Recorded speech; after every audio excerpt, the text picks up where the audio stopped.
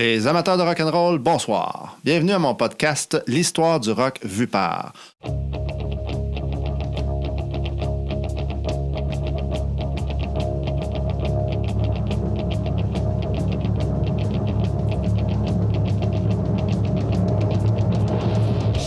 Ce soir, épisode Le rock vu par Daniel Saint-Pierre. Daniel, bonsoir. Salut Serge. Ça va bien? Ça va être super bien, toi. Good, ça va très bien, merci. Merci d'avoir accepté mon invitation. Ben, ça me fait plaisir, puis c'est un honneur pour moi de participer à des podcasts comme ça. Ben, merci. C'est trop d'honneur. Mais dans le fond, on se connaît très peu. On s'est parlé une fois au téléphone à date ou deux. Puis, mais dans le fond, moi, je lance des perches un peu partout. Puis, toi, tu coches plusieurs cases. Hein? Tu joues de la musique, premièrement. Tu es de Chambly, deuxièmement. Tu es un tripeux de rock mélomane, pas mal. Puis, tu avais le goût aussi. Fait que, dans le fond, c'est via la TAL, je vais l'appeler comme ça, via la Around the Beatles là, que je t'ai envoyé une invitation puis tu as gentiment accepté. Fait que c'est ça, je suis en train de faire le tour de toute la gang d'Around the Beatles. Tu es le bassiste dans Around the Beatles. Oui, exact. On est là actuellement à peu près mi-novembre aujourd'hui. Votre dernier show à la Croisée, j'étais présent. C'était tout un spectacle. Là. Merci pour ça. Le 26 octobre dernier, effectivement. Oui, c'était votre dernier de la saison, de l'année 2024, semble-t-il. Vous en avez fait plusieurs. Là. Ouais. Toi, tu es dans la formule trio, tu es dans le full band. Depuis 2016 qu'on travaille sur ce projet-là. Alors, je sais pas, j'ai pas compté le nombre de spectacles qu'on a pu faire. Là. Ça dépasse 25-30, facile. Là. Ouais.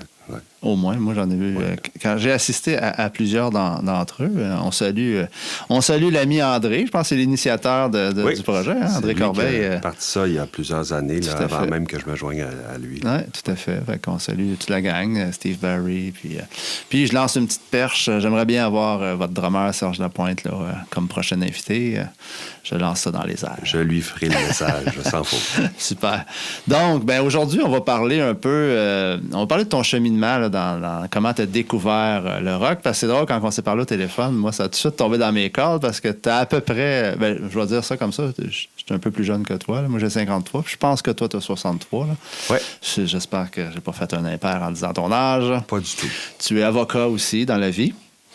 Mais au niveau de ton cheminement, les groupes que tu m'as nommés sur lesquels tu vas débuter ton rock, c'était à peu près les mêmes que moi. Fait que c'est là-dessus que j'aimerais commencer. Mais on va aussi parler un peu, faire un peu le tour. Là. C'est pas un grand tour parce que c'est une décennie un peu spéciale, mais le rock là, au Québec dans les années 80. Puis aussi, on va parler un peu de tes autres projets autres que Around the Beatles, parce que tu joues dans d'autres groupes aussi. Ouais. Mais pour commencer, parle-nous un peu. Tu avais à peu près 12 ans, là, puis qu'est-ce que tu as découvert? Mon initiation à la musique, vraiment, parce que, j'arrive à Chambly, moi j'ai 10 ans en 1970, là, 9 ans, 10 ans, et 73, j'entre en secondaire 1. Évidemment, en arrivant à Chambly, je me fais des amis, tout ça, et secondaire 1, on allait dans les sous-sols chez les amis, puis ça, un de mes amis avait une table tournante avec un système de son, puis lui, il écoutait du Black Sabbath. Mm-hmm. Donc, il y avait les vinyles à l'époque de Black Sabbath, le premier, le deuxième, le troisième, et ça m'a comme... Ça m'a frappé, là. Ça frappe. Puis, tu sais, j'arrive du Saguenay, moi, on n'écoute pas de musique, je connais pas. Mon père écoutait du classique, puis du gogo à yéyé, puis tout ça, là. Alors... Là, ça m'a vraiment frappé. On est ailleurs. Le son de la guitare, la bass, la drum. Et on écoutait ça avec du Deep Purple aussi, Machine Head, Led Zeppelin, bien sûr. Alors, ça a été ça, moi, mon introduction à de la musique. Puis c'était à l'époque où on s'assoyait dans le divan, dans le sous-sol, black light, là, on fermait les lumières, puis on écoutait la musique. Ouais. On l'écoutait. On mettait le disque, puis on l'écoutait au complet. Puis on l'écoutait, on le virait de bord. Puis... On la jouait pas. Non. On faisait semblant. On faisait pas du air guitar dans ce temps-là. On prenait des ballets, n'importe quoi pour faire semblant de jouer, puis on tripait. Exact. 2 baguettes, puis on faisait du drum, du air drum, puis... Effectivement. Exactement. Fait que ça a été ça, mon initiation à la musique. J'ai un frère plus vieux que moi aussi. Quand l'album d'Harmonium est sorti, il écoutait ça. C'était un peu pas mal différent de ce que j'écoutais. Puis ça m'a comme un peu... j'ai accroché là-dessus. Hein, le folk, le premier disque d'Harmonium. Il y a eu la même année Beau Dommage. Mon père avait acheté le... 74. 74, on est rendu un an plus tard, un an ou deux plus tard. Et 74, mon père avait acheté le disque de Beau Dommage parce qu'il y avait la chanson Ginette là-dedans. Puis mes parents étaient séparés, puis papa, il y avait une nouvelle blonde qui s'appelait Ginette. Ah, OK. Elle a mis de la brume dans ses lunettes. Ouais. Fait que là, écoute, j'ai écouté Beau Dommage. J'aimais ça. J'aimais ça, Beau Dommage. Puis l'année d'après, ils ont sorti Où est passée la noce, la fameuse chanson Incident à Bois des Filions qui durait 23 minutes. Oui, tout un temps. Écoute, je tripais là-dessus.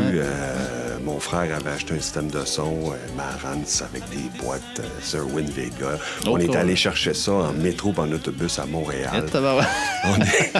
On voulait. Mais là, on écoutait la musique. Oui. Puis on avait un bon son. Mon frère m'a comme initié aussi à Morse Code au Québec. Le prog. Un peu Octobre aussi.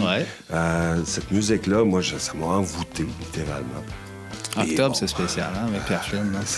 Et là, c'est là que j'ai varié un peu aussi les goûts. Tu sais, je passais du hard rock de Black Sabbath, à Harmonium, puis après ça, un peu de prog, puis Supertramp aussi. J'étais allé voir Supertramp au Forum en 77. Chris de Burgh faisait sa première partie. La première partie, c'est là qu'il Steve, il nous a parlé de ça. Ton collègue Steve, dans son épisode, nous a parlé de cette Chris chose-là. de Burgh, puis écoute, j'ai trippé. Mon premier show, c'était vraiment ce show-là, Supertramp au Forum. Puis la même année, j'étais allé voir Harmonium, Leptate aussi, au Sepsum. Grosse année. Grosse année, très grosse année. Puis bon, ben là, ça a parti comme ça. Après ça, c'était Fiori Seguin. Puis après ça, c'était... Écoute, ça a été ça, tu sais, mon initiation musicale. Puis je suis allé dans toutes les directions. En 78, je me rappelle aussi, il y avait Grease, le film qui était sorti. Donc... c'est une trame sonore, ça, là? La trame sonore, un de mes cousins avait acheté le vinyle.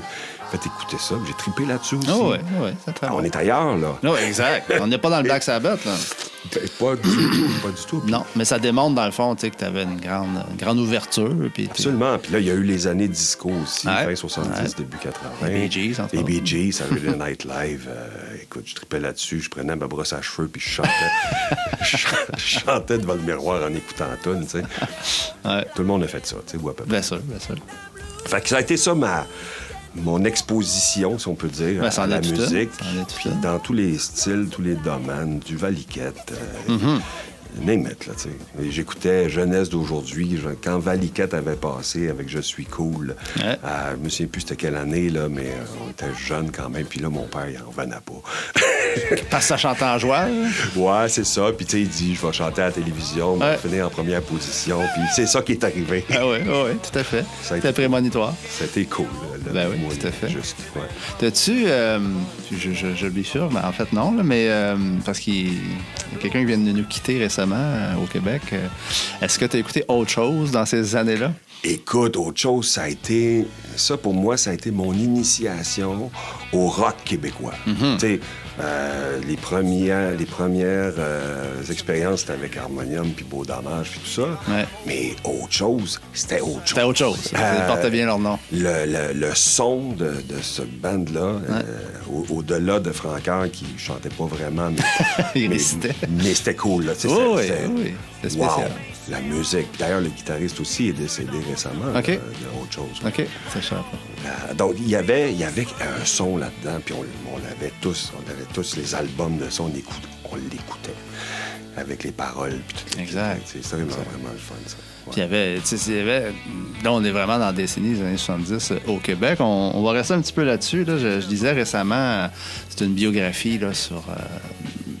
c'était pas Francoeur, c'était sur autre chose. En fait, je me souviens pas exactement du sujet, mais il y a un moment donné où Francoeur, il raconte, il y avait une grosse rivalité avec Beau Dommage à cette époque-là. Puis, tu sais, Beau Dommage, Offenbach aussi, était un peu là-dedans, dans une espèce de trio. Puis, si tu rajoutes Harmonium, c'est très, très différent, les quatre bands. Puis, ça se méfiait les uns des autres aussi. En fait, particulièrement Autre Chose et Beau Dommage, ça a l'air. Mais c'était tellement différent.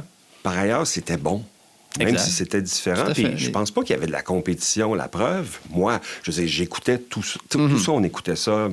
Mon frère, mes amis, on écoutait toutes sortes d'affaires. C'était très bon.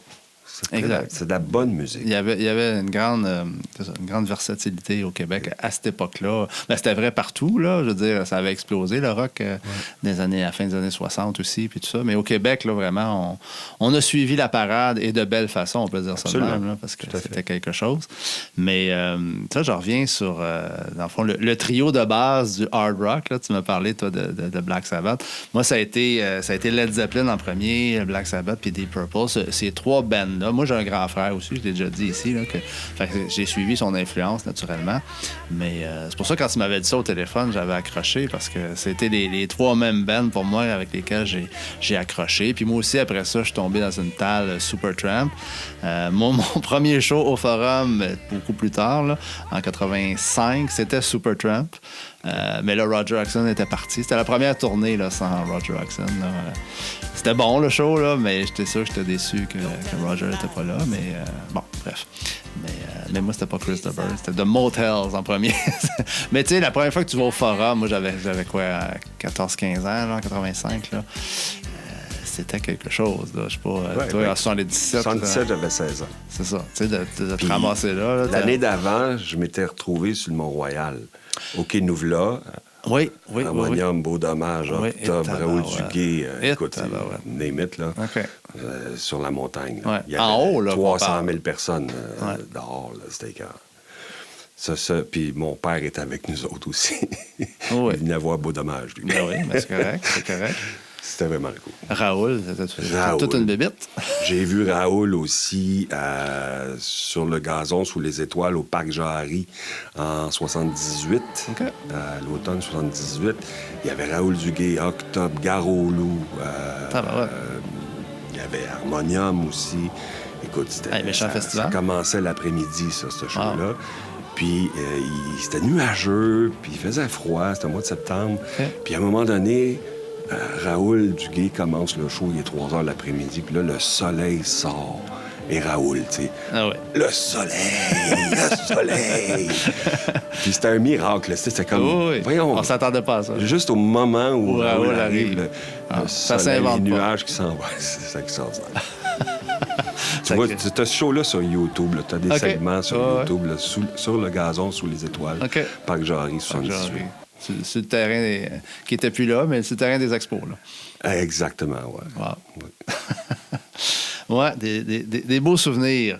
Puis, c'est ça. La décennie 70 c'est une grande décennie au Québec, on vient de le dire.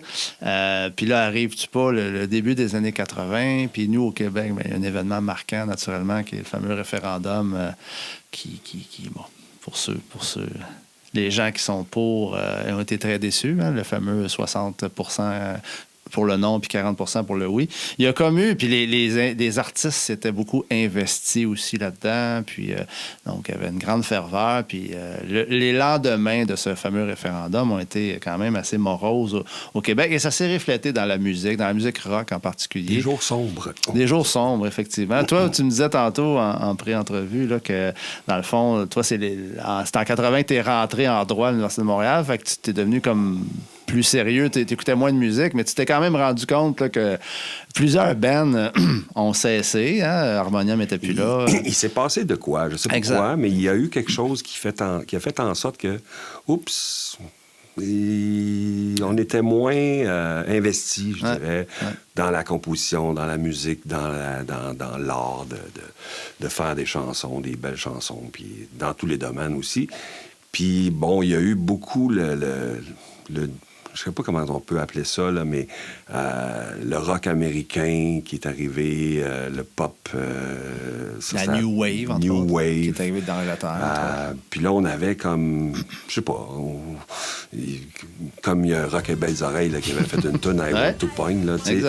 On chantait plus en anglais. Ouais, d'ailleurs, un des bands que j'ai bien aimé au Québec, c'était The Box. Ouais.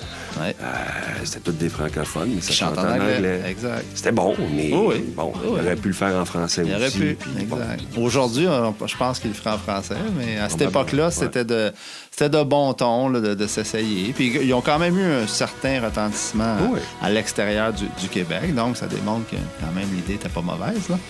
Mais Jean-Marc, le fameux Jean-Marc... Jean-Marc Pisapia. Ouais. Mais il y a eu quand même une... Je sais pas, il y a eu une transition qui s'est faite.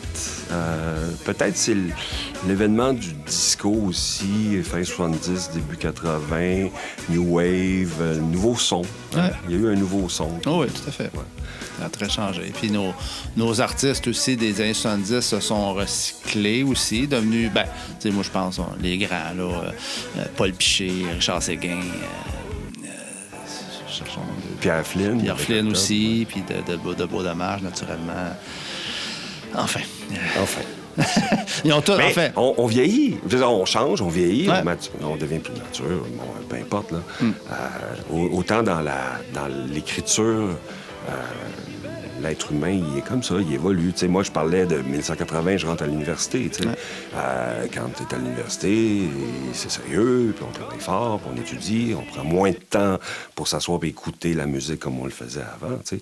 Puis c'est peut-être un phénomène social aussi où, pour toutes sortes de raisons, puis les années 80, tu te souviendras, ça a été aussi l'inflation, les taux d'intérêt à 20 là, les hypothèques. On a connu une crise économique majeure à ce moment-là, dans le milieu 80. Oui, c'est intense. Je sais pas, au point de vue culturel, musique, puis tout ça, ben peut-être qu'il y a eu... Comme un temps mort, là. Voilà. Tout à fait. Oui, je me rappelle ces temps-ci, parce que j'ai ma fille là, qui parle de commencer à travailler, puis tout ça. Le monde du travail a très changé, mais à cette époque-là, moi, je commençais à vouloir avoir un job. Quand tu trouvais un emploi à cette époque-là, au milieu des années 80, tu le gardais, parce qu'il n'y en avait pas de job. Là, aujourd'hui, là, on entend ça, les jeunes, ils arrivent, puis ils veulent avoir 3 semaines de vacances, puis... c'était pas de même quand moi j'ai commencé, en tout cas, là, mais bref, c'était une décennie un peu spéciale. Quoique la musique, en général, on en a parlé dans d'autres épisodes, ça a été une explosion des années 80 au niveau mondial. Comment est-ce que moi, j'ai un gros tripeux de New Wave et tout ça. Mes groupes favoris du prog ont quand même pris une drop, mais il y a quand même des éléments qui ont sorti. Marillion, moi, je suis un grand fan de Marillion des années 80. De grands albums de Marillion sont arrivés. Peter Gabriel en solo a fait ses grands albums. Il y avait beaucoup de bonne musique, mais au Québec, il s'est comme passé de quoi au niveau du rock pur et dur. Là, J'ai l'impression qu'on a arrêté de l'écouter, la musique. Dans le sens où tu me parles de Marillion, là, moi, j'étais un amateur de prog, mais je connaissais pas ça. On n'entendait plus ça à la radio. Exact. Autant avant, là, à la radio, tu pouvais avoir à Chaume, par exemple, là, des tunes de 7-8 minutes. Il n'y avait pas de problème, là, mais... à un moment donné, on a décidé que, bon, ben là, regarde, ça prend... Formaté. Ça prend des codes d'écoute, ça formaté publicitairement parlant, puis etc. Là, ça a eu cet impact-là. On a arrêté de l'écouter. Ouais. La musique, on a arrêté de prendre le temps de l'écouter. Je ne veux pas généraliser, là, toi, il y avait un contexte aussi, là. En droit, là, vous avez de la lecture jour et nuit. Là. C'est peut-être vrai pour tout le monde. Mon ami, lui, qui écoutait du Black Sabbath, du Zeppelin, puis du Deep Purple, il est rentré en médecine en même temps que moi. C'est ça. Fait que, il devait l'écouter moins, lui, avec. Il devait l'écouter moins. Un peu tout le monde l'écoutait moins. Puis, je veux dire, des gens allaient plus, justement, à l'université, puis les études, puis tout ça. Puis, tout à fait. Tout à fait. Tu me disais aussi, quand on a parlé un peu au téléphone, quelqu'un que tu connais qui était dans un groupe qui a gagné l'Empire des Futures Stars, c'est-tu... Oui, mais non, il avait été nommé Révélation de l'année à La Disque. À La Disque, c'est ça. Un des premiers galas de La Disque, là, 85-6, dans ces années-là, je me souviens plus l'année exacte. Claude Fréjot, qui est mon beau-frère maintenant, à l'époque, il ne l'était pas, là. Claude avait formé un band qui s'appelait Top Sonar. Top Sonore, puis tu pitonnes ça sur YouTube, là, il y avait plein de tunes assez pop, là, à succès aussi. Moi, le là, nom me rappelle qui ont quelque passé chose. à la radio, puis Ouais. tout ça. Puis la chanteuse, je me souviens plus de son nom, Marie-Josée quelque chose. Les cheveux crêpés. Les années 80. Les années 80. Les Puis épaulettes, j'imagine. Les épaulettes, beaucoup de claviers, Ouais, un peu du techno, là. Ouais. Alors, c'était le début de ça. Oui, C'était intéressant. C'était le fun à faire. Puis bon, il a joué là-dedans pendant une dizaine d'années. Ils ont quand même connu du bon succès, là. Ouais. Ouais, intéressant. Il y avait, c'est ça, les années 80, il n'y avait pas grand-chose, mais il y a quand même eu certains, peut-être plus vers la fin des années 80. Moi, j'ai été un grand fan là, de... Tu avais deux bands là, au Québec qui se disputaient un peu là, la popularité. Il y avait Vilain Pingouin, Oui. puis Les Parfaits Salauds. Il y avait Parfaits quand même Salauds, quelque chose d'intéressant. Vilain Pingouin particulièrement. Moi, j'ai beaucoup Mais aimé. tu vois, moi, non. Non, c'est ça, mais encore une fois... J'étais pas là, on n'était t'étais- plus là. Non, était comme, ça pouvait passer à la radio, on l'entendait, mais Ouais, c'est un bruit de fond. de là à dire que wow, faut que j'achète l'album, il faut que je l'écoute. Non. Tu sais, Je comprends. moi, personnellement, j'étais ailleurs. Ben, ouais, puis Mais c'est vers très la fin des années personnel. 80, non, exact. Sauf que ça va avec, tu sais, là, tu devais commencer dans la profession d'avocat, Oui. peut-être tu as J'ai eu un commencé- enfant, je sais pas, là. 87, mon fils, le plus vieux, il est Bon, en 87. ceci explique un peu ça, là Quand aussi. tu as des là. enfants, quand tu travailles, y a tu as plus une le temps. maison, bon, regarde. C'est rare que tu te tapes un gros vinyle Mais ça- avec du blacklight chez vous, là. La première fois que j'ai écouté un vinyle au complet comme ça, à l'écouter, c'était l'album de Serge Fiori, qui est sorti il y a une quinzaine d'années, là. Son premier album qu'il a fait solo. Depuis là. longtemps, il n'y avait rien sorti. Il y avait là. rien Oui, sorti oui, depuis oui, longtemps, ok. là. Oui, oui. Alors celui-là, moi puis ma blonde, Hélène, on l'a écouté. On avait la pochette, on regardait la pochette comme on faisait dans les années 70, 80. On l'écoutait. Parce que la c'était musique. Fiori. Parce que c'était Fiori, puis c'était bon aussi. Oui, oui, non, c'était très bon, effectivement. Il est encore très bon. Mais ça n'a pas été un album qui a été diffusé beaucoup à la Non, radio, c'est ça. exact. Mais on a pris le temps de Vous, de le l'écouter. découvrir, Ouais, c'est de ça. le découvrir puis de l'écouter, Ah ouais. comme on le faisait à l'époque. À l'époque, voilà. Avec les vinyles. Tout à fait. On m'a rendu hommage. Puis c'est ça, les vinyles sont revenus d'ailleurs aussi. Là. J'imagine que puisque tu me dis ça, c'est parce que tu as Oui. une table chez toi. Là. J'ai une table, j'ai tout ce qu'il faut. En fait, j'ai le même système de son que j'avais en Ok. 1982, 81, 82. Et mes haut-parleurs JBL, puis mon Harman Kardon. Puis Que tu avais été chercher Yamaha, tu ouais, disais ouais. tantôt en métro pendant l'autobus. Non, ça, c'était mon frère. OK, ça. OK, OK. C'était un peu plus gros, là. OK. Non, moi... Mais et je l'écoutais à l'époque, mais toute la période de travail, enfant, métro, boulot, dodo, Ah, c'est sûr. on n'écoutait plus la musique. Mais non, mais c'est normal. Là. Je veux dire, la vie t'emmène ailleurs. Puis, à un moment donné, on va tranquillement s'en aller vers ça, mais il n'y aura pas de problème de revenir en arrière. Là, mais tranquillement, pas vite, rendu à 50 ans, là, je veux que tu me racontes ça, là, mais qu'est-ce qui fait que la bass, jouer de la bass est rentré dans... Parce que ça, tu joues toujours à cette époque-là, tu joues pas d'instrument, rien, là. Non, le seul instrument que j'ai joué, moi, c'était de la flûte à bec au primaire. Ouais, comme tout le monde. Puis, non, ça n'a pas duré longtemps. Mais blague à part, j'avais jamais joué ou voulu jouer de la musique comme telle ou un instrument quelconque. J'ai jamais passé proche de vouloir en faire. Jusqu'en 2010 ou 2008, 9-10, le fils d'Hélène Mayette, ma conjointe, Dominique, il prenait des cours de basse à Marieville chez Simon Brodeur. Simon Brodeur qui est bassiste. Il donnait des cours et j'allais le reconduire. Puis il allait à son cours, puis je restais dans l'auto pendant une demi-heure, trois quarts d'heure, une heure, le temps que ça prenait. Puis après quelques années comme ça, de ce régime-là, Simon et son band, ils faisaient avec François Lefebvre, Joe Lefebvre, qui jouait là-dedans aussi. En tout cas, il y avait... Gang de Marieville. Oui, Charles Savoie. Ouais. Charles Savoie, Ouais, il jouait à la guitare là-dedans. Puis le drummer, je ne sais plus comment il s'appelait. Mais dans cette band-là, il faisait un hommage à CCR. OK. Ça s'appelait Kalamazoo. OK. Hommage à CCR, puis il avait fait un show. Puis j'ai vu Simon jouer de la bass là-dedans. Il y avait du fun. Il y avait du plaisir. Il sonnait bien. CCR, c'est assez simple, là. Ouais. Mais ça sonnait bien. Charles Savoie, il était extraordinaire. Puis là, je les regardais jouer, je dis, hey, il a de l'air d'avoir du fun. Pas il a de l'air, mais il y a du fun.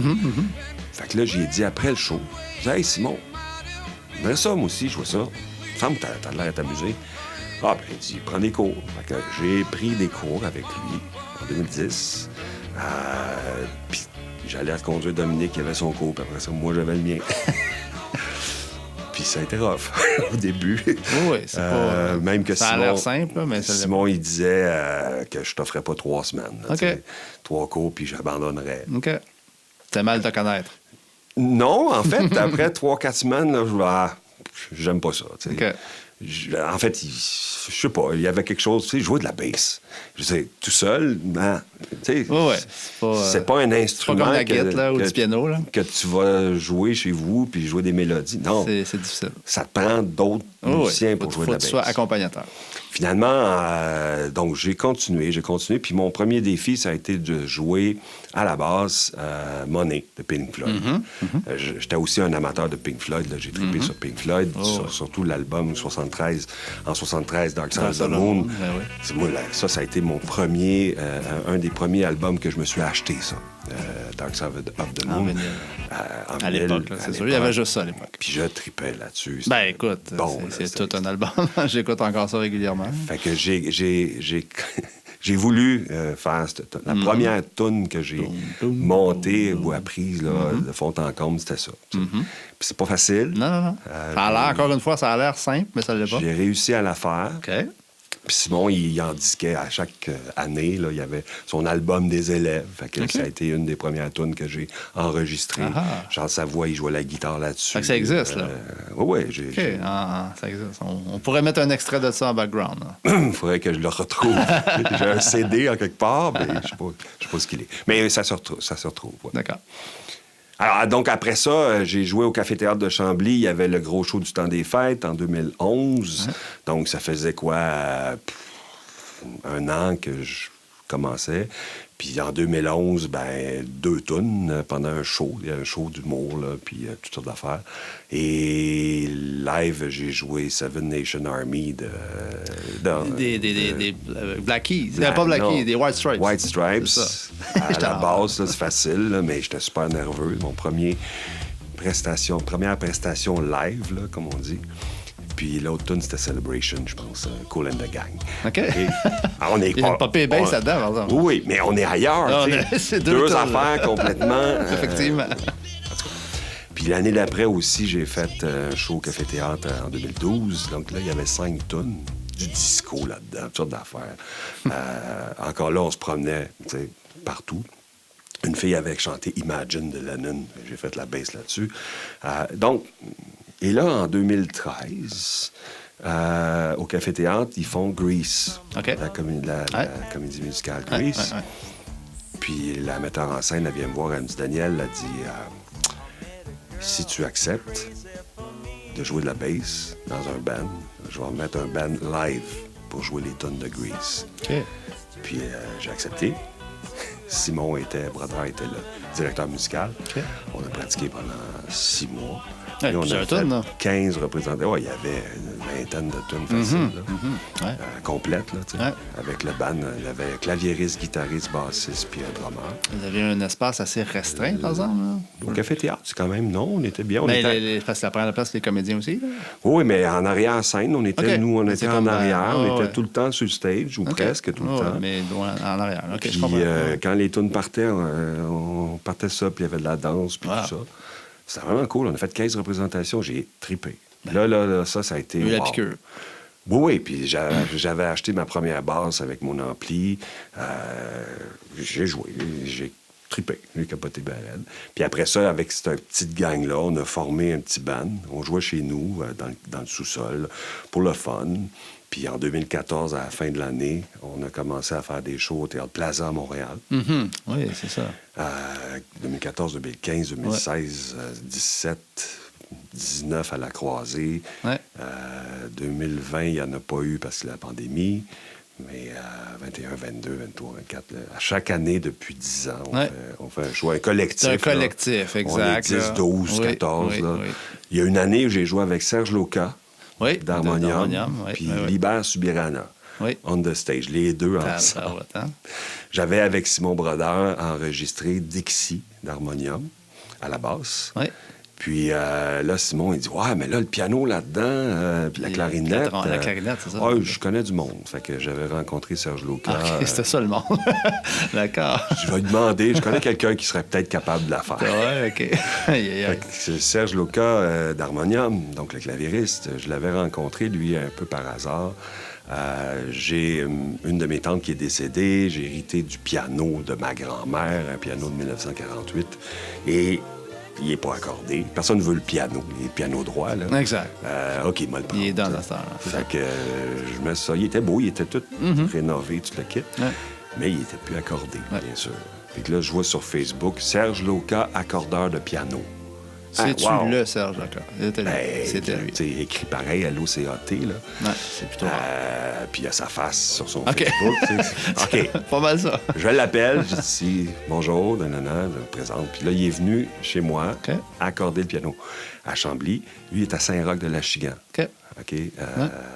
Dans la Naudière. Ouais. Et Serge, il dit OK, moi, mais aller à Chambly, je vais te charger un petit extra pour le déplacement. Normal, le déplacement. Okay. Là, il dit regarde, charge-moi ce que tu veux, mais viens chez nous. Puis là, il vient chez nous, il accorde le piano. Il dit connais-tu ça, Henri Tremblay? Ben oui, c'est un de mes amis. Je fais de la musique avec Henri Tremblay aussi. Le père de Louis. Oui, tout à fait. De la Croisée. Tout à fait. Et Henri avait joué avec nous autres en 2016, donc l'année d'avant. Mais est-ce que c'est lui qui te demande si tu le connais, c'est ça? Oui, il me demande si je le connais, parce qu'il dit moi aussi je le connais. Henri Tremblay, Serge Loca sont des amis d'enfance. Ah, bon, je savais pas ça. Ils se connaissaient quand ils étaient ados, puis tout le kit. Fait que le monde est petit, tu sais. Ben oui. Fait que là, ça a fait en sorte que, on est devenus un peu comme des amis, par personne interposée comme ça. Ouais. Fait que... Puis là, ce qui est arrivé, Dixie, j'ai fait la run de bass, on a enregistré la run de bass, et le piano et la clarinette, Serge Loca et Libère Subirana sont venus enregistrer chez moi, dans mon sous-sol, et Serge a joué Dixie sur mon piano. Puis Libère a joué de la clarinette. Libère a joué de la clarinette. C'est tout un solo de clarinette qu'il y a là-dedans. Oh, oui, quelque chose. Il est encore capable de faire ça? Bien, certain. Libère, il joue encore avec Serge Loca dans un band qui s'appelle Québec Muse. Ils ont fait d'ailleurs Hector Charland. Oui, j'ai entendu faire ça. Mais je ne savais pas parce que ça prend du souffle pour faire cette clarinette. Oui, mais en tout cas, puis j'ai joué avec Libère sur le stage du Plaza en 2015. Ça, je me souviens. C'est ça. Une dizaine d'années. Et Libère, j'ai fait Money de Pink Floyd. Puis il y a un sax là-dedans. Oui. C'est lui qui a fait. Puis là, je suis là, sur stage, j'ai Serge Loca au clavier qui fait du Richard Wright de Pink Floyd au clavier, puis Libère qui joue le sax. Puis là, je suis à côté d'eux autres sur le stage du Plaza. Pince-moi. Wow. Fait que j'ai trippé musique à partir de ce moment-là, 2014, 2015. Je sais pas pourquoi. Wow. Puis là, on a fait des shows. Puis 2016, André Corbeil m'approche pour que je puisse jouer la basse avec son trio. Ton trio à l'époque, il était avec O'Neill Chamberlain. Et il y avait Steve Barry, André Corbeil, O'Neill. Donc, il n'y avait pas de bassiste. Fait que je suis allé jouer au Vieux-Bourgogne au mois de mai 2016 avec André O'Neill puis Steve Barry. On fait du Beatles, mais un peu toutes sortes d'autres affaires. Oui, exact. C'est pour ça que c'était Around the Beatles, d'ailleurs. Il y avait autre chose. J'avais même chanté du Plume. J'avais chanté Jonquière à la baisse. Puis André, il a fait d'autres événements comme ça où il m'a invité, entre autres pour ses 55 ans à la Croisée 1 sur Bourgogne. Il avait fait 55 chansons pour ses 55 ans. Puis j'étais bassiste invité.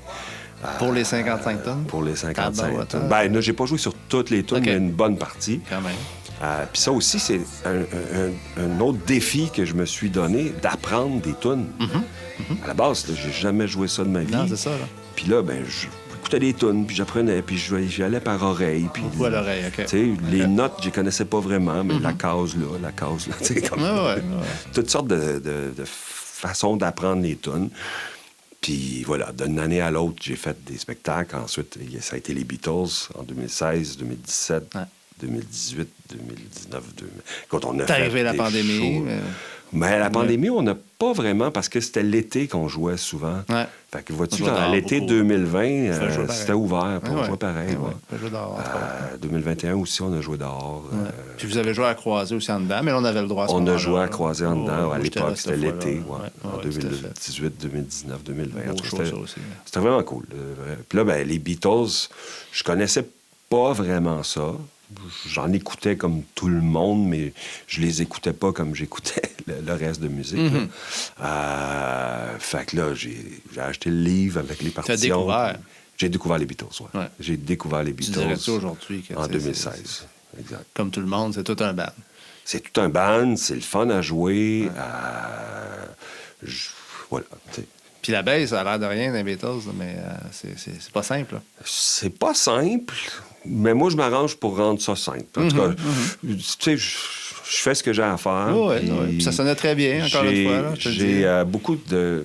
Je profite beaucoup aussi du fait de jouer avec des vrais musiciens, genre Serge Lapointe, entre autres, il m'aide beaucoup. Gilles Tessier, notre guitariste aussi. Ouais. Gilles, il c'est fait tout de la un musique guitariste. depuis 40 ans. Là. Ah ouais. Alors, ce gars-là, il m'aide beaucoup aussi, Ouais. tu sais, au niveau des bons, de la manière de jouer puis tout ça. Ouais. Fait que ça aussi, ça oui. m'a vraiment amené ailleurs. Ça t'a élevé. Élevé dans mon playing, Ouais. puis dans ma façon d'apprendre puis de jouer les tunes. Bien sûr. Encore là, on est en train de monter un spectacle pour le 18 janvier à la Croisée. Puis on va faire des tunes de autres choses, entre autres. Puis on fait toutes sortes d'affaires. On se promène encore. Ce show-là de la Croisée, le collectif là, qu'on Ouais. fait depuis 2014, Ouais. c'est un show où, ensemble, on est 10, 12, là, toutes sortes de musiciens, puis on décide, OK, qu'est-ce qu'on fait comme tune? Fait que chacun amène des propose tunes. 8, OK. 10 tunes. OK, là. OK. On se retrouve avec 80 chansons. Ouais. OK? Puis là, on fait un choix. Le collectif, puis là, on choisit là-dedans, OK, ça, toi, tu Faut chantes que ça tente toi, à tu tout le chantes monde. ça. Ouais. Puis OK. là, on s'en va là.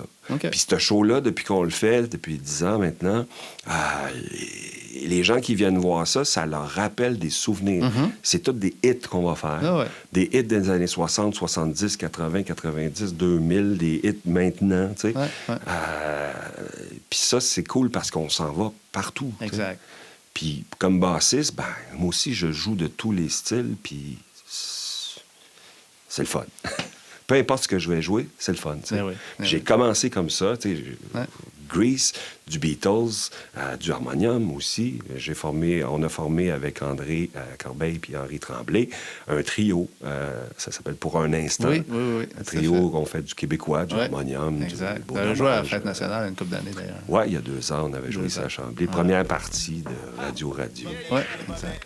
C'est un peu différent, ça aussi. Oui, mais c'est correct. C'est vraiment le fun, vraiment le fun. Puis là, ben, cette année, on lance des perches un peu partout. Autant pour le trio Around the Beatles, autant pour le full band Around the Beatles, autant pour le band Pour un instant de Québécois. On est allé jouer à Saint-Lambert aussi, dehors. C'est une couple d'années que vous jouez à Saint-Lambert. Il y a comme, vous avez eu une bonne plug là, puis... Ouais. intéressant. Ben, ça a commencé avec Around the Beatles Ouais. à Saint-Lambert. Puis il y a une année qu'on est allé, je pense que c'est en 2022. 2022. Cette année-là, Around the Beatles devait jouer au mois de juillet, puis il y a eu un gros orage, panne Exact. Ouais. panne d'électricité. Le show a été cancellé. Ouais. Puis là, la dame, elle voulait nous plugger pour le 26 ou quelque chose comme ça, au mois d'août, là, pour les fêtes de Saint-Lambert. OK. Puis 2 des 5 membres ne pouvaient pas, dont Steve Barry, notre chanteur principal. Ouais. Puis c'est là que moi, j'ai offert Pour un instant, donc avec André Corbeil puis Henri. Tremblay, ouais. Puis on est allé faire 2 heures de show à Saint-Lambert, OK. dehors. Là, c'était extraordinaire, Ah ouais. au mois d'août 2022. Et ça nous a amené à faire des shows aussi à l'ouverture de la Croisée ici. Pas de la Croisée, mais des Fêtes nationales, excuse. Oui, exact. On est allé à la Croisée aussi. Tout à fait. Tu sais, cette année-là, on a vraiment comme profité des ouvertures Exact. pour aller jouer. Puis j'ai aussi un groupe de blues, Crossroads Blues Band. On a commencé Avec Pierre-Yves Fauché, entre autres, que Pierre-Yves j'ai eu comme Fauché. invité, guitariste. Ouais. Bonjour Pierre-Yves. Henri Tremblay. On a aussi un saxophoniste en la personne de Yves Adam. OK. Yves Adam, lui, il a sobé, il a remplacé Hubert Subirana. OK. Quand Libert a joué avec nous en 2015. En 2016, Plaza, il ne pouvait pas. OK. Fait que c'est Yves Adam qui est prof aussi à Ausias-le-Duc en secondaire. C'est une connaissance de Serge Lapointe. Puis Yves, c'est un professionnel. Il joue partout. Demeure-tu à Chambly? Yves, il est à Belleuil, malheureusement. On va l'inviter, lui, avec. Mais Yves, il a pris sa retraite maintenant, puis depuis 2016, il joue avec nous régulièrement. Cool. Puis pour le blues, même chose. Donc, on est 5 là-dedans. Ah. Pierre-Yves, puis le drummer, on a eu François Vincent, un gars de Chambly aussi. Là. C'est lui avec qui j'ai joué dans Grease. Alors, c'était notre drummer dans Grease. Fait que, avec Pierre-Yves, moi, j'ai connu Pierre-Yves avec François. Okay. On allait jammer chez François Vincent. Pierre-Yves, il jouait de la guitare, moi, je jouais de la bass, puis François. C'était un trio. Beau petit trio. Power trio. Bass, drum, guitare. C'était vraiment cool. Ça, c'était le fun au bout. Wow. Ah, Pierre-Yves, qui est un grand fan de Clapton, puis c'était fait. Ouais, fait que là, on a un show avec le Crossroads le 22 février à la Croisée. À la Croisée aussi? 2025, ouais, c'est ça. On avait pris un break l'année passée. Oui, exact. Fait que là, on revient à notre formule originale. OK. They're back. Avez-vous déjà votre setlist ou là, t'es plus sur celui à préparer celui de janvier? On fait les deux, là. En même temps, les deux setlists sont montés. Okay. Puis on a commencé les pratiques avec le blues avec Crossroads au mois de juillet, déjà. On veut se remettre dedans un peu. Là. On pratique au moins une fois par 2 semaines avec un band, puis une fois par 2 semaines avec l'autre. Toutes les semaines, occupé. Puis ça se faisait encore beaucoup chez vous, là, au sous-sol? Ou... C'est dans mon sous-sol. C'est ça, c'est là que ça se passe. Ouais, c'est là que ça se passe depuis 2014. OK. Wow. C'est cool, ça. J'ai mon drum, j'ai les amplis, j'ai tout ce qu'il faut. Là, les micros, le système de son. Ah, ben c'est cool, ça. Ouais, on s'ennuie pas. On s'ennuie pas, on aime ça. T'sais, moi, la piqûre, je l'ai pognée quand j'ai vu Simon Brodeur jouer live. C'est ça. Je l'ai vu jouer, je l'ai vu aimer ça, avoir du fun. Puis je me suis dit, moi aussi. J'ai le goût de ça. Il manquait quelque chose dans ta vie, puis ça va. Ça me je dirais pas qu'il me manquait quelque chose parce que je faisais du théâtre avant aussi, dans mes temps libres. Quand j'ai commencé à faire le café-théâtre. Du théâtre en 2000. Donc, j'ai fait des cours de théâtre. Ouais. Puis ça a commencé... Avec Michel Paquin, entre autres, j'imagine. Avec Michel Paquin, oui. Mais pourquoi j'ai fait du théâtre? En 2000, j'avais assisté à une formation d'une prof de musique à l'Université de Montréal qui nous donnait une formation sur l'art de faire porter sa voix. Dans les salles de classe. J'enseignais. Moi, j'enseigne depuis 94. 97 à Montréal. Donc, à la faculté de droit? Faculté de droit. Donc, on enseigne dans des amphithéâtres et tout ça. Puis l'idée là-dedans, c'est qu'il faut que tu fasses porter ta voix.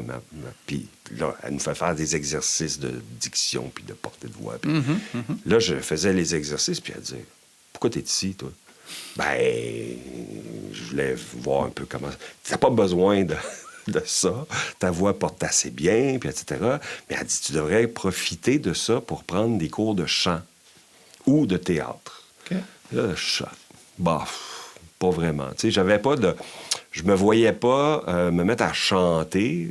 L'opportunité de chanter avec d'autres, ça se présenterait pas. Mais théâtre, ben là, ça a sonné une petite cloche, puis... Assez curieusement, 2 ou 3 jours après cette formation-là, dans le journal de Chambly, atelier de théâtre, café-théâtre de Chambly, inscription, telle date, telle date, telle date. Je suis allé, je me suis inscrit, café-théâtre, et j'ai joué dans une vingtaine de pièces. D'ailleurs, il y en a une que j'ai faite, c'était Le crime de l'Orient Express. Je jouais le personnage d'Hercule Poirot, moi-même. J'avais 800 répliques là-dedans. Oh, il y a du stock. Le show, il durait 3h30. Toujours sa mémoire, mais un avocat a une bonne mémoire, absolument. Ben, c'est pour ça que Michel Paquin m'avait approché pour me demander de jouer ce rôle-là. Puis, écoute, ça a été tout un défi, ça a été le fun. Et ça m'a amené aussi à faire de la musique dans Grease.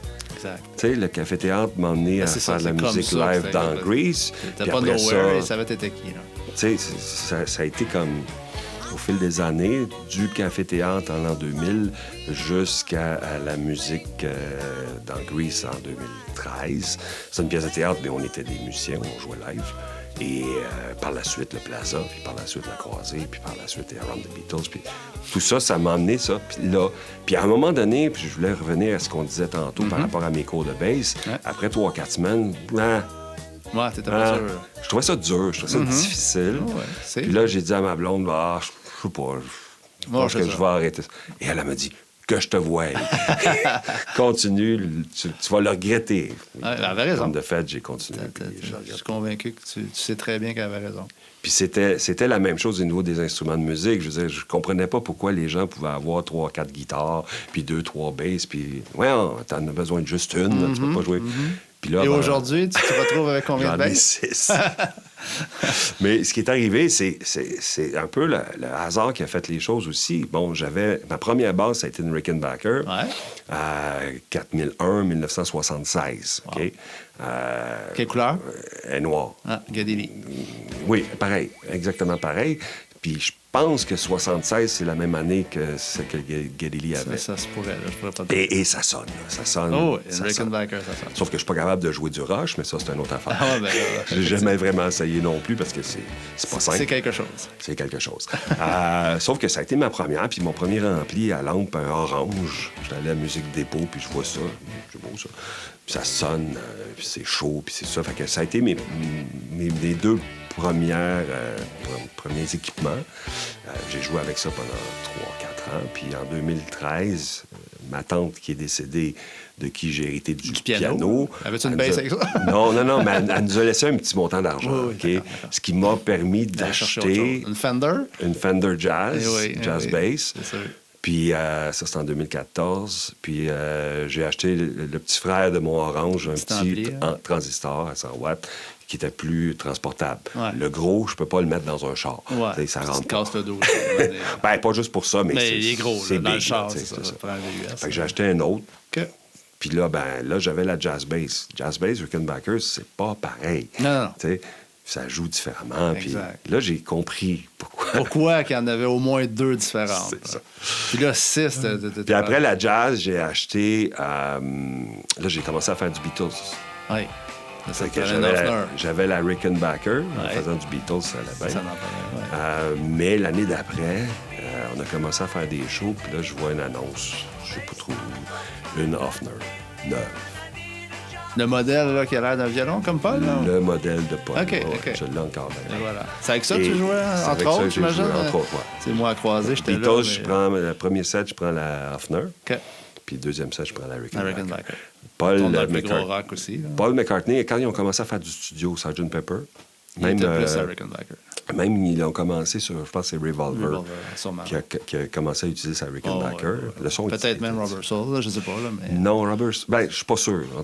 Mais au moins Revolver, c'est sûr, parce qu'on est passé ailleurs. Fait que j'avais la Rick quand j'ai commencé, puis la Hofner, pourquoi pas. Je l'ai acheté.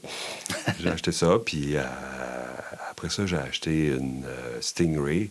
J'ai acheté une Fender Precision aussi, 79. Okay. Ça, c'est des kicks, là. C'est juste comme... Ah ouais. C'est différent. Puis oui, chaque basse a son son. Tout à fait. Puis je les aime toutes. C'est comme les enfants. Je sais pas si tu as des enfants. Moi, j'en ai 4. Puis il y a les 2 enfants d'Hélène, puis on les aime tous égales. C'est ça. Moi, mais ils sont tous différents. Exact. Puis les instruments de musique, je les aime tous égales, puis ils sont tous différents. Tout à fait. Tout à fait. Ils ont toutes leurs particularités là. Oui, tout à fait. Fait que vive la musique. Moi, j'adore ça. Oui, vive la musique, vive la bass, avoir du plaisir en groupe. Parce que, tu sais, jouer de la musique, c'est un truc aussi. On peut le faire tout seul chez soi, mais c'est toujours plus le fun en gang.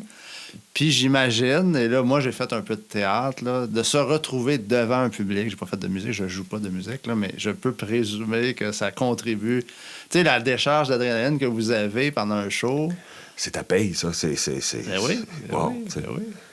C'est wow. C'est vraiment extra. Tu sais, les gens qui viennent te voir après, puis qui... C'est ça. Wow. Oui. Oui. Ça n'a pas de prix, ça. Tu sors de scène, puis là... Ça n'a pas de prix, puis c'est... sur un high. Puis tu sais, si tu as du fun à jouer, Ça paraît que tu as oui. du plaisir à jouer. C'est contagieux. C'est contagieux. Les gens le reçoivent. Tout à fait. Tu as un contact avec le public juste par ta manière d'être sur le stage. Ouais. Ah oui. Puis si t'aimes pas ça, ben fais d'autres choses. Fais d'autres choses. C'est pas ta place. Tout simplement. Ouais, exact. Tout à fait. T'aurais pas 6 basses aujourd'hui si t'avais pas aimé ça. Probablement. T'aurais autre chose. Tu ferais d'autres choses. Non, mais je sais pas. Non, mais honnêtement, je suis passé du théâtre à la musique. Je retournerai pas au théâtre, tu sais. Je comprends. On est ailleurs. Oui, tout à fait. Puis la musique, ben, c'est peut-être un peu pour ça aussi que je fais toutes sortes de choses. Je ne fais pas que du Beatles, tu sais. Non, c'est ça. Si je faisais juste ça, pas sûr. Tu tannerais peut-être. Puis l'autre aspect que j'aimerais peut-être un peu moins, c'est de faire ça de façon professionnelle. Tu sais, je vais garder ma job de jour. Ouais. Mais dans le sens de, t'es appelé pour faire une gig, ils te donnent des partitions, OK, tu joues ça, tu sais. Non, je suis pas capable, je suis pas là. Je comprends. Ça me prend 3-4 mois à préparer un show, là, tu sais. C'est sûr. Puis oui, je me promène dans toutes les directions, mais il faut quand même que tu prennes le temps de faire les choses comme il faut. Puis j'irai pas, tu sais, il y en a des fois qui organisent des jams puis des affaires comme ça. J'aime pas ça, tu sais, je trouve que c'est un peu désorganisé, puis c'est pas le fun. Tu sais, t'as pas de plaisir à jouer avec des gens avec qui t'as jamais joué, ou, tu sais, non, tu sais. Ben, pas pour toi, en tout cas. Pour la musique, ben, il faut jouer ensemble. Il faut s'écouter, il faut jouer ensemble, il faut avoir du plaisir ensemble à jouer dessus. Ça en est tout aussi dans la même direction. Absolument. Dans le fond, depuis tantôt que je t'écoute, Daniel, puis, tu sais pas, c'est comme la persévérance, c'est comme le... Tu sais, parce que quand, moi, quelqu'un qui me dit, j'ai commencé à jouer de la bass, j'avais 50 ans, ben, tu sais, ça se peut que ça en reste là, puis la personne, comme tu disais, au bout de 3 semaines, t'as failli lâcher, ta blonde t'a dit, tu devrais pas faire ça, puis elle avait, bon, on l'a dit, là, elle avait super raison. Mais tu sais, c'est ça. Il y a eu la persévérance, il y a eu les opportunités aussi, tu as saisi des opportunités d'embarquer dans tel projet. C'est un peu ça là, que je retiens de notre discussion. Comment tu m'articulerais ça? Effectivement, faut pas avoir peur de se fixer des objectifs, de se fixer des buts. Oui, à jouer de la musique, faire de la musique, c'est très difficile, c'est laborieux, tu travailles très fort. Mais quand tu as un objectif de dire, OK, un jour, je vais faire des shows. Tu sais, tu vas voir un show, puis tu vois du monde sur le stage, puis qui ont du fun. Il me semble qu'il y a bien du monde qui me disent « Hey, ça donne le goût d'en faire. Ouais, » Bien, allez-y, faites-le. C'est ça. Essayez-le. Allez-y, puis inscrivez-vous à des cours. Il y a plein de musiciens qui donnent des cours, qui sont bons. Ils sont capables de te montrer les rudiments, les bases de l'instrument, peu importe l'instrument que tu veux jouer. Moi, j'ai commencé avec la bass parce que Dominique, il jouait de la bass. Puis pourquoi la bass? Bon, parce que, tu sais, le prof, il jouait de la bass, puis il avait l'air à s'amuser. Moi aussi, je voulais m'amuser. C'est ça. Et après quelques semaines, effectivement, bon, c'est difficile, tout ça, je voulais abandonner, mais j'ai continué, puis je le regrette pas. Puis la première fois qu'on a fait un show live au Théâtre Plaza, ma petite gang, j'avais mon beau-frère, Claude, qui avait un band aussi, qui faisait toutes sortes de choses. Un guitariste, un bassiste, 2 guitaristes, un bassiste, puis un drummer. Et j'ai dit à Claude, écoute, ce serait le fun, me semble, que si on faisait un show ensemble, on pourrait faire ta première partie, puis toi... Il dit oui, puis d'ailleurs, c'est important d'avoir un but. Hein, de pratiquer, exact. De monter des tunes, pratiquer dans ton sous-sol, OK, mais si tu as un but, tu te dis, regarde, on va faire un show dans 6 mois, dans 4 mois, à telle place, bien, déjà, tu sais, ça t'encourage à continuer. Puis quand tu fais le show... un peu comme tu le disais tantôt, le fait d'avoir des spectateurs qui t'applaudissent, l'espèce d'engouement qu'il y a là-dedans, puis les fans, là. On n'est pas au Centre Bell avec 15 000 personnes, mais t'es là, puis t'as du monde, puis ils aiment ça, puis ils t'applaudissent, puis ils viennent te voir après, ils ont apprécié ce que tu as fait. Mais ça, c'est la paye, là. C'est ça qui est super extraordinaire. Tu reçois plein d'amour du public. On entend ça souvent des artistes. Ça semble des musiciens, cliché, là. mais c'est tout à fait vrai. Oui, ça semble un cliché, mais on le vit comme ça. Ben oui. On reçoit l'amour du public. C'est clair. Les gens viennent nous voir, puis il y en a qui viennent nous voir pour la première fois, puis ils reviennent après, puis c'est vraiment le fun. Alors, lâchez pas, puis inscrivez-vous, puis suivez des cours. Vous avez le goût de le faire, faites-le. T'aimes pas ça, persévère quand même, puis donne-toi des buts. T'sais. Tout à fait. Puis il y a toujours des gens que tu peux côtoyer qui vont te diriger, comme on disait tantôt, saisir des opportunités qui vont se présenter à toi. Alors, why not? Exact. La persévérance, c'est Oui. dans tout dans la vie, là, mais là, on est dans la table de la musique. Là. Puis effectivement, apprendre un instrument. Moi, j'avais commencé à jouer de la guitare à l'adolescence, puis j'ai abandonné. Je manquais de persévérance. Je le regrette aujourd'hui, mais en fait, j'étais probablement trop jeune à ce moment-là et trop attiré par d'autres choses. Oui, bien, il y a toutes sortes de raisons comme ça, mais... Au hockey dehors, bon, en tout cas, Mais c'est pour ça que, tu sais, si tu as l'opportunité d'avoir quelqu'un qui va, sans te pousser puis te forcer, mais au moins t'encourager, te guider. T'encourager, Ouais, tout à absolument. fait. Ouais. Écoute la personne qui veut t'encourager puis qui veut te guider. Soyez pas complètement fermés. Puis laissez les opportunités arriver à vous autres. Puis voilà. Dans le monde des avocats, des juristes, doit être assez une bébête à part de jouer de la musique comme ça ou pas du tout, ou je me trompe? Tout le monde a des passions différentes, j'imagine, là, mais d'être un musicien, parce que, je veux dire, t'en fais des shows, là, t'en apprends des tunes au travers toute ta profession, à un moment donné... J'imagine quand tu parles avec les autres, doivent venir voir qui te regardent dans ta barouette. Ben, tout le monde me dit comment tu fais ça. Où est-ce que tu trouves le temps de faire ça? Voilà. Ben, je le trouve, le temps. Je dis, je le trouve pas. Je fais pas juste le trouver, mais je le prends aussi. Exact. Tu le places dans l'heure. C'est ça. Puis c'est important. C'est important de le faire. Puis le jour que tu dis, je le ferai pas, ce show-là, j'ai pas le temps, ben, fais-les pas. Si tu n'as pas le goût de le faire ou si tu n'as pas le temps de le faire, c'est mieux de ne pas le faire plutôt que de t'écœurer. Exactement. Exact. Puis jamais, moi, en 15 ans, là, 13 ans, 14 ans, là, jamais je me suis dit non, je le fais pas, je suis pas capable. T'sais. Au début, je faisais ça. Quand Simon il me disait « OK, fais telle tune », je disais « je suis pas capable ». Ou avec Serge Lapointe. Serge Lapointe, il disait « OK, on va faire telle tune ». « Ah, c'est difficile, je suis pas capable ». Oui, t'es capable.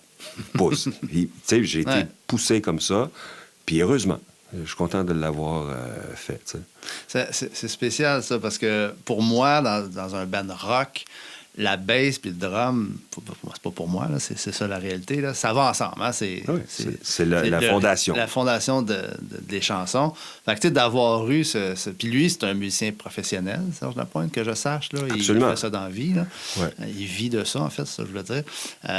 D'avoir été un peu poussé, coaché, encadré, guidé par ça, tu l'as dit tantôt, là, mais j'ai comme l'impression que ça t'a amené plus loin, ça. Si lui n'avait pas été là, puis j'ai commencé avec Serge en 2014, notre premier show qu'on a fait, Serge était notre drummer, directeur musical.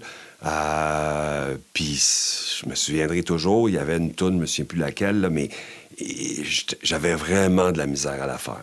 Puis il m'a montré la position des doigts, la manière, des trucs aussi, tu sais. OK. Puis c'est bien plus facile dans ce temps-là, tu sais. Donc, puis oui, il m'a encouragé, puis il m'encourage encore. Hier soir, on avait une pratique, puis on pratiquait Every Breath You Take, de Police. Une run de bass facile, mais dans la manière de la jouer. C'est ça. Ça, j'ai dit, fais ça de même. Ah, ouais. Puis là, écoute, c'était le jour et la nuit. C'est ça. C'était la même toune, là. Okay? Par rapport à la première fois que je l'ai joué. C'est juste dans la manière de jouer. Puis, tu sais, moi, je suis pas un bassiste, là, comme les grands bassistes de ce monde, là. Puis toutes les petites subtilités, je les connais pas. Je vais faire la note, mais bon, il y a des manières de... En tout cas, c'est ça. Fait que, encore, tu sais... Encore hier soir. Hier soir. Voilà. J'ai été coaché par ce gars-là, puis... C'est merveilleux. Puis t'as bien plus de plaisir à faire ça après. Bien sûr. Parce que tu le fais comme faut. Exact. Ah, voilà. C'est une belle conclusion. Puis aussi, j'en apprends des tunes, là. OK? Je te dirais, chaque année, là, on doit faire 50 nouvelles tunes, là, minimum, tu sais, d'une année à l'autre. C'est ça. Puis, je sais pas, depuis le début que je fais de la musique, j'ai peut-être appris 1000 tunes, whatever, là. Puis jamais te décourager. Au début, tu regardes ça, tu regardes la setlist, pas la setlist, mais les tabs, là. Moi, je suis pas capable de lire une partition, là. Je pourrais, mais je trouve ça difficile, tu sais. Mais je vais lire les tabs, puis là, puis tu joues tranquillement, puis tu gosses, là. Puis là, tu dis, c'est trop compliqué. Non, lâche pas. Lâche pas. Puis là, quand tu le fais live, puis que ça rentre, puis c'est le fun, puis le monde, il crie, puis ils t'applaudissent, là. Yes. C'est ça. C'est pour ça que j'ai fait ça. Exactement. Ben écoute, je te remercie beaucoup. Ça a été vraiment, vraiment intéressant. Puis... Merci de l'invitation. Puis si ça donne le goût à d'autres de se dire, ben tiens, pourquoi pas moi, tu sais, oui, allez-y, foncez. Puis voilà. Puis ça donne... ça, c'est pour les musiciens en herbe qui voudraient jouer de la musique. Toi, tu les invites à persévérer. Absolument. Moi, je vais terminer en disant, parmi tes collègues, dont M. Lapointe, dont... puis Henri Tremblay aussi, que j'avais déjà invité, puis ça n'avait pas donné à ce moment-là. Je relance des invitations pour d'autres épisodes à faire. Donc, j'aimerais bien ça, là, entre autres, avec M. Lapointe, là, si tu peux me... Je vais le voir un lien. très bientôt. Henri également. Henri, je vais le relancer de mon bord. Là. Si tu en parles, je le vois samedi, Henri. Ah ouais? On a une pratique de blues samedi. Ah, avec Pierre-Yves aussi? Avec Pierre-Yves. Dis bonjour à tout ce monde-là. Je le ferai. Merci de l'invitation. Je te remercie encore, puis à une prochaine, Daniel. Salut.